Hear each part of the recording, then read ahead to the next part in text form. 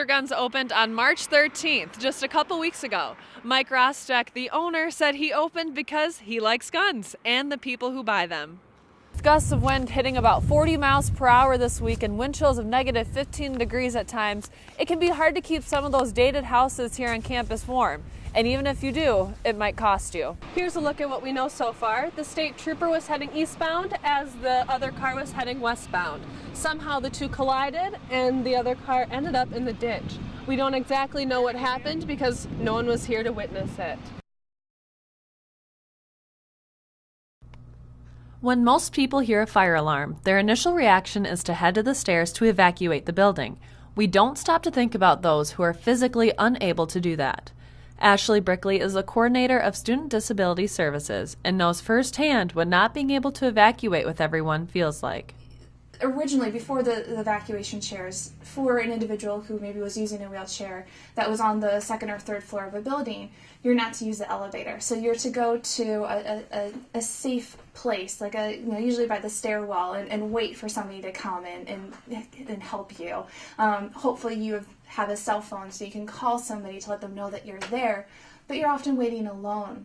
Dean Shores is the university safety officer who started the initiative for the EvacuTrax. He told me about a happening that got the ball rolling. I know years ago we had to evacuate a mobility impaired person from Sabin Hall, and it was pretty difficult to do, and it was very embarrassing to the young man to have to be carried out on a wooden chair and balanced, and so that started us thinking about, okay, how do we do this better?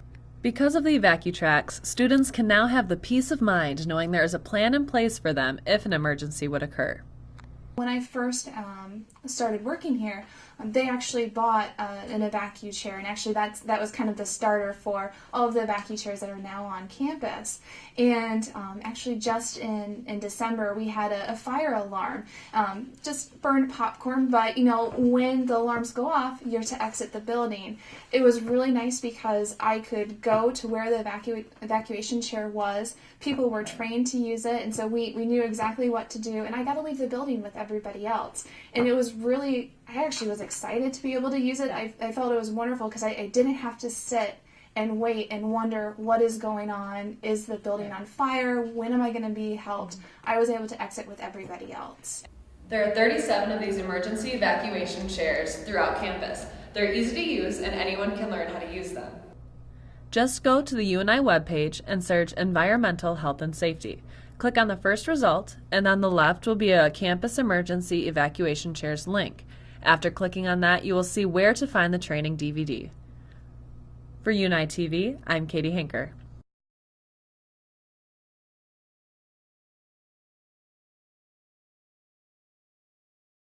I'm here at the AJ&P Creener Dairy Farm, which is the first DeLaval robotic milking barn in Iowa. They're also the first family to have the barn actually built around the robots. The Creeners have been very happy with their investment.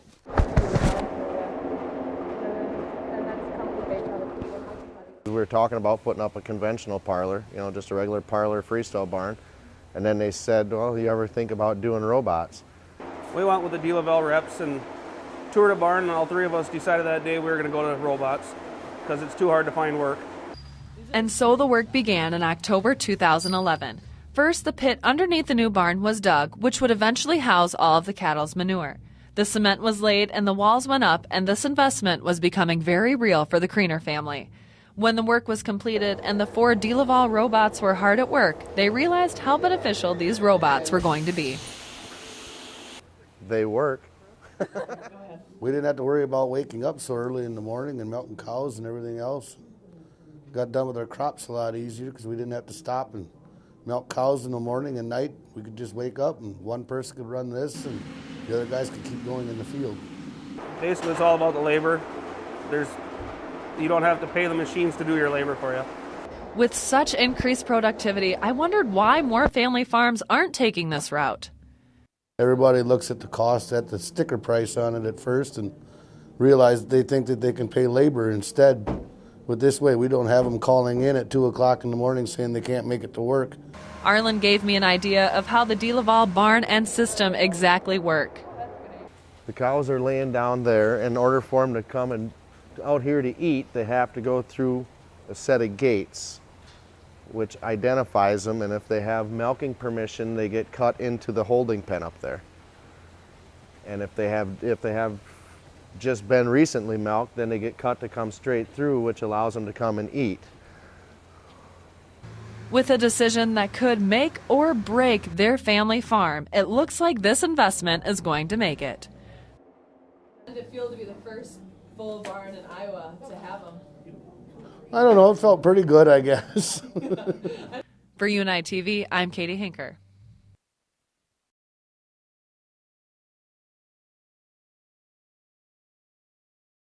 That's right, Eric. I'm here in the Union where the candidates are awaiting the final results of the next NISD president and vice president. There was a vote last week where no students received over 50% of the vote. Kaylee and Alicia came close with 47.7%, but it didn't quite cut it. They should be announcing the results here in the next few minutes, and we'll find out who the next UNI NISD president and vice president are. Constituting 50.5% of the vote, Tom Madsen and Blake Finley.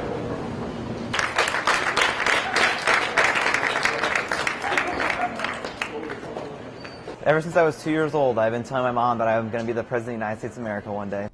And today, Tom Madsen took a step in that direction along with running mate Blake Findley. This race was among the closest in UNI's history, with only 14 deciding votes. I knew it was going to be close, but I never expected 14 votes close. These two had some stiff competition as they went up against Kaylee White, who is the current vice president of NISG, and her running mate Alicia Jessup, who is the director of diversity and student life. I had the chance to speak with their campaign manager, Steph McGraw, after the announcement. They had passion and they really listened to people and they really critically reasoned through all of their decisions, and I really respected that about them. It's one of those things I'll probably be waking up in the middle of the night going, what if? Like what else could we have done? And when it's that close, you know, who knows what did it. Kenny and Lisa did an amazing job campaigning. You know, not only did they have an amazing platform, had an amazing campaign team, but just seeing them out there every single day, talking to students, it was a really big inspiration, not only for Blake and I, but for our entire campaign team. As the new leaders of NISG, these two have a lot they want to accomplish, with fellow students as their primary focus. Hearing from them like what I can do to like represent them and talk to the administration, faculty, and advocate for those students. We're really hoping to make sure that students know that we're there for them. So that's our biggest goal, is making sure that students know what NISG is and how it benefits them. Madsen also mentioned a few long-term endeavors he and Findley have in mind. A big thing we're really passionate about is making sure that UNI is as green as it can possibly get. So we really would like to figure out ways to slowly implement recycling bins in all the buildings and slowly implement automatic light switches. Really just working with the new president to move forward from here and making UNI a better place. Like, it's a great place already. I love it here, but great can always get better, and we want that to happen. For UNI-TV, I'm Katie Huinker. Not every day a person gets to sit down with a historian and tell their story. UNI-TV's Eric Benson has met some students on campus who are doing just that. A move by 203 administrators to reduce classroom overcrowding is not sitting well with some families. Parents in the Willow Way subdivision on the city's northwest side say they're concerned about splitting up their kids in the same neighborhood. Administrators are looking at moving some students from Mill Street School to Elmwood Elementary School next year, saying the move is necessary to ensure quality education. UNI-TV's Tim Johnson has more. With men's and women's basketball winding down and softball just starting, the UNI Athletic Department never gets a day off. In the second segment, UNI-TV's Colbert sits down with Athletic Director Troy Dannon to discuss conference realignment rumors, a possible switch to FBS for the football team, and how the presidential search impacts the athletic department. It happens on the bus, in the hallways at school, and even online today. More and more kids are learning to deal with bullying. UNI-TV's Terrence Smith tells us about a unique way Naperville students and faculty are trying to battle this age-old issue. The famous Pennsylvania groundhog saw his shadow earlier this month, which should mean that spring is coming early and we can say goodbye to those cold temperatures. However, the weather in the Cedar Valley did not support that this week. With the extremely cold wind chills, I wondered if the wallets of college students were hurting from increased utility bills. Here's what I found. Thanks, Eric. Well, the Des Moines Register is dealing with a lot of backlash today after posting an interactive map of all Iowa schools indicating which districts have security and which do not. Critics say the newspaper was making it easy for a killer to know exactly where to launch a Sandy Hook-style attack. The map was initially posted to show the developing security in schools across the state. This later changed to a map showing the 54 districts that have full-time security. The Des Moines Register responded, saying that they did not release the addresses or names of specific schools, just the district's name. Editor Rick Green stated that, "I love the role we play here in Iowa, and I care too much about the safety of school teachers and students to do anything so that people would think we were being reckless and heartless." The interactive map was only available for about 20 minutes after it was taken down after the many angry phone calls. For UNI-TV, I'm Katie Huinker.